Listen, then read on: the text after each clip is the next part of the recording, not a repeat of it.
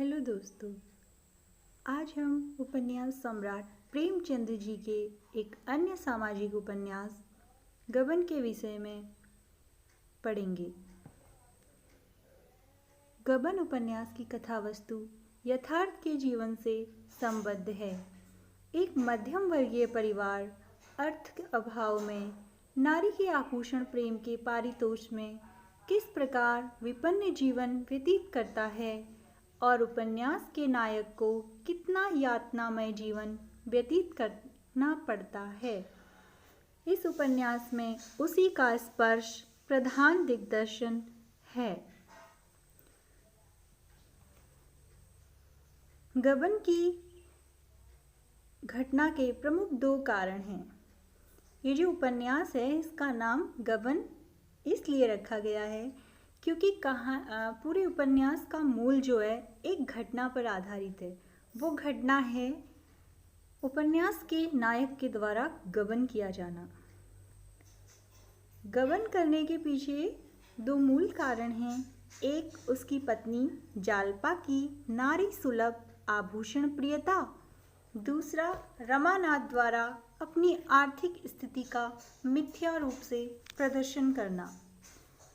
इस उपन्यास के माध्यम से प्रेमचंद जी द्वारा कुछ मूल सामाजिक समस्याओं का वर्णन किया गया है, जैसे नारी लोक में व्याप्त आभूषण प्रेम की समस्या, मिथ्या गौरव एवं प्रदर्शन की भावना संबंधी समस्या, ऋण की समस्या, बेमेल विवाह की समस्या, विधवा विवाह की समस्या, विदेशी सभ्यता एवं संस्कृति के अनुकरण की समस्या, दहेज प्रथा की समस्या, राजनीतिक नेताओं की समस्या, धार्मिक समस्या, पुलिस के अत्याचारों की समस्या, वैश्य समस्या।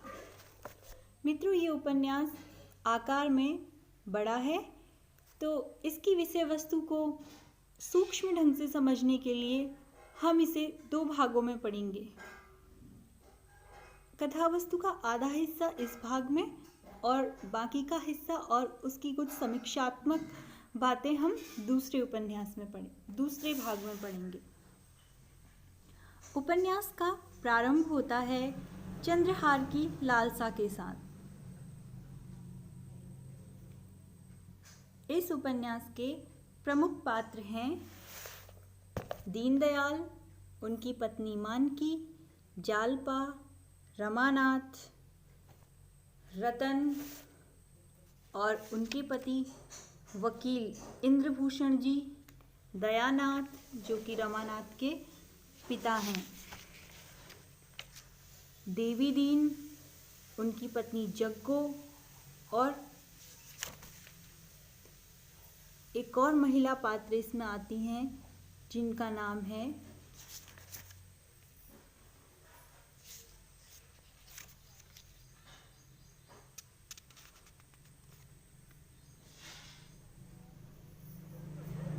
जोहरा। जोहरा भी इसमें एक महत्वपूर्ण पात्र हैं। वैसे सभी महिला पात्र इसमें महत्वपूर्ण हैं, जो कहीं ना कहीं किसी न किसी लालसा को लेकर आगे बढ़ती हैं, आगे चलती हैं। लेकिन इन सब के भ्रम टूट जाते हैं और इन सब के मन में, हृदय में जो परिवर्तन होता है वो हमें देखने को मिलेगा कि किस तरह प्रत्येक पात्र प्रारंभ में क्या सोचता था, उपन्यास के मध्य तक आते आते उसकी सोच क्या हो जाती है और उपन्यास के अंत तक आते आते वह कितने यथार्थवादी दृष्टिकोण में जीने लगते हैं।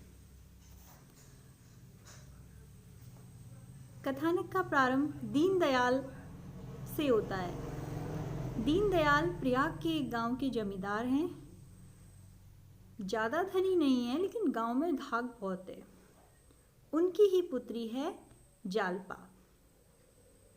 दो पुत्र पहले जन्म लेके मृत्यु को प्राप्त हो चुके हैं, इसलिए अब दोनों पति पत्नी की सारी ममता उस पुत्री में सिमट गई है। दीनदयाल जब भी प्रयाग जाते तो जालपा के लिए गुड़िया या खिलौनों के स्थान पर बच्चों के खेलने के आभूषण ही ले आते और जालपा खिलौनों के बजाय आभूषणों से ही खेलती थी।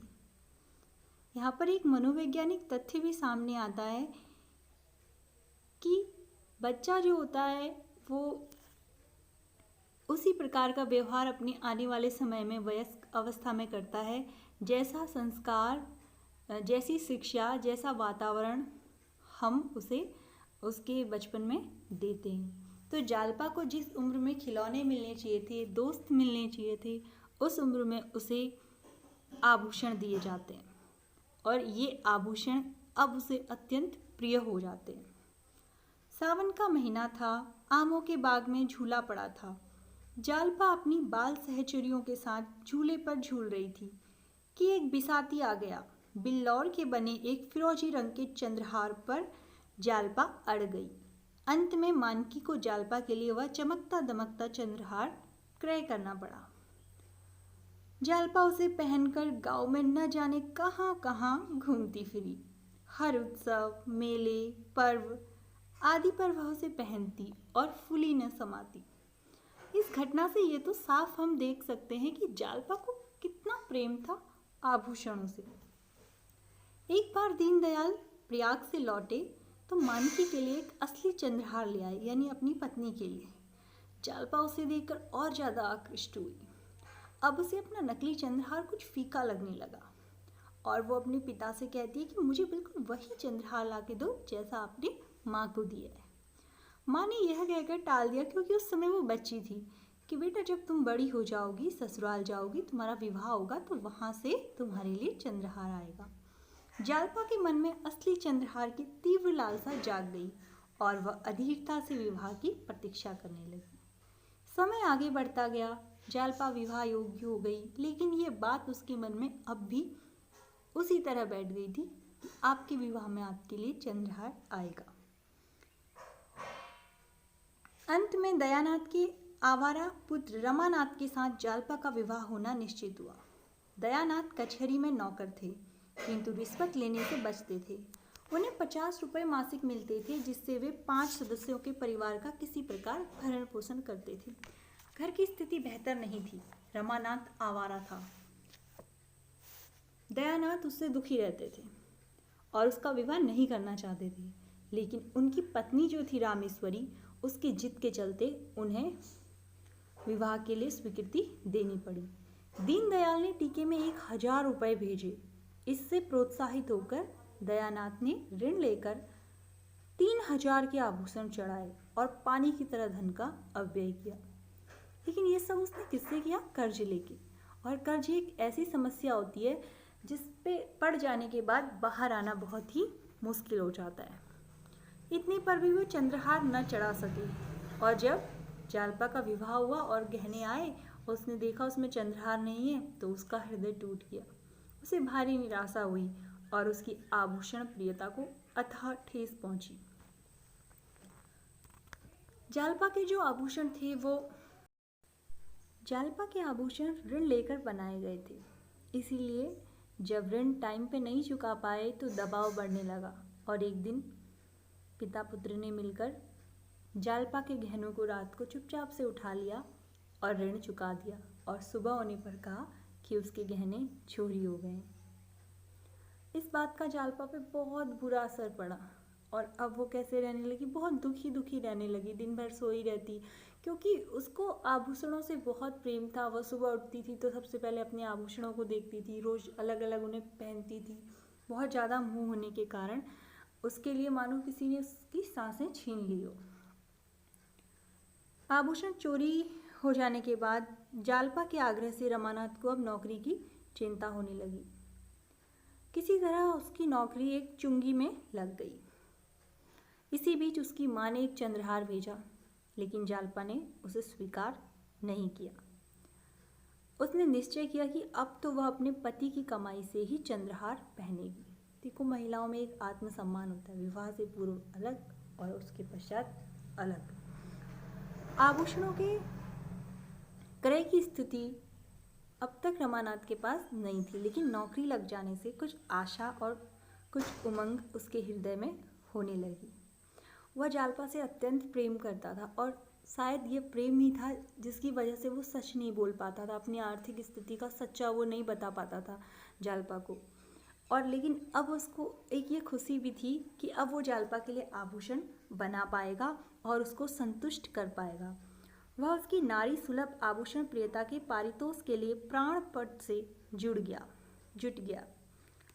उसने पहले तो अपने जो बाबू थे उनसे रुपया उधार लेने की सोची, लेकिन जब उन्होंने साफ साफ मना कर दिया तो उसने एक व्यापारी था सोने का, सुनार गंगू, उससे उधार लेकर वो आभूषण ले आया। जालपा आभूषण प्राप्त करके अत्यंत प्रसन्न हुई। इसी बीच चरणदास नाम का एक और दलाल आभूषण लेके आया। जालपा को कुछ मिसअंडरस्टैंडिंग हो गई, उसको लगा कि दोनों मेरे ही लिए हैं और इसलिए उसने वो भी ले लिए। और रमानाथ जो कि मिथ्या शान शौकत का एक वो दिखाता था कि हम बहुत अच्छे घर के हैं, हमारे पास कोई कमी नहीं है पैसे की, तो जालपा को क्या पता, तो उसने दोनों रख लिए और वो कुछ कह नहीं पाया। और यहाँ पर उसका ना बोलना आगे चल के बहुत सारी समस्याओं को लेकर आने वाला था। और इस तरह वो पूरा सामान काफ़ी अधिक रुपए, 1300 रुपये उसको ऋण हो गए और वो 1300 रुपये के ऋण के तले दब गया। नए आभूषणों का कुछ नया रंग जालपा पे देखने को मिला। अब जालपा कुछ मॉडर्न हो गई, घर से बाहर निकलती, मित्रों के पास जाती, अपनी सहेलियों के पास किटी पार्टीज करती, रोज अपने गहने पहन के जाती, सभी लोग देखते, भाव विभोर होते, उनके चाय पानी का खर्च भी देती। और इस तरह अब वो एक आधुनिक जो नारी का वो होता है चोला, उसको उसने धारण कर लिया। लेकिन ये चोला क्या वास्तव में उसका अपना था? शायद नहीं, ये उसका व्यवहार नहीं था। वह रमानाथ की वास्तविक आर्थिक स्थिति से परिचित नहीं थी और शायद इसलिए वह खुले हाथ पैसे खर्च कर देती थी। दूसरे भाग में हम पढ़ेंगे कि किस प्रकार जालपा की द्वारा आभूषण इस तरह खरीद लेने से रमानाथ के जीवन में क्या परिवर्तन आए और वो कौन सी ऐसी घटना घटित हुई जिसने जालपा और रमानाथ को दूर कर दिया और रमानाथ को गबन करने के लिए मजबूर कर दिया।